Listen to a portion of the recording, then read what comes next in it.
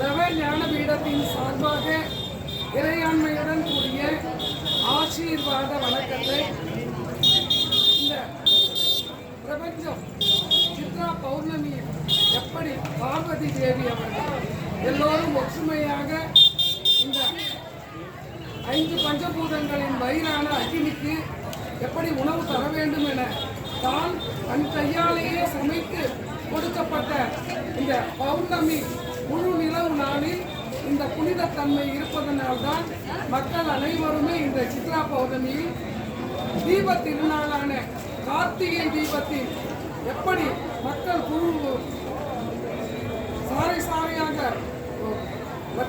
லட்சம் மக்கள் வருகிறார்களோ அதுபோல இங்கே வந்து இறைவனுடைய ஆசீர்வாதத்தை அடிமுடி காணாத சிவபெருமானை நினைத்தால் மிதித்தால் முக்தி தரக்கூடிய அண்ணாமலையாரை அருணாச்சலரை வணங்கி ஆசி பெற்று மக்கள் கடல் வெள்ளம் போல இங்கே காட்சி அளித்துக் கொண்டு இருக்கின்றார்கள்.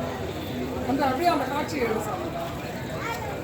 இவ்வளவு மக்களும் எப்படி திரண்டு வருகின்றார்கள் என்றால் அவர்களுக்கு ஒவ்வொரு விதத்தில் இறைவன் ஆசீர்வதிப்பதாக என்று நாம் நினைக்க வேண்டும். அல்லது வரங்களை பெறுவதற்காக கூட அவர்கள் வந்து கொண்டிருக்கலாம். இப்படி அலைகடலாக வந்து கொண்டிருக்கிறது.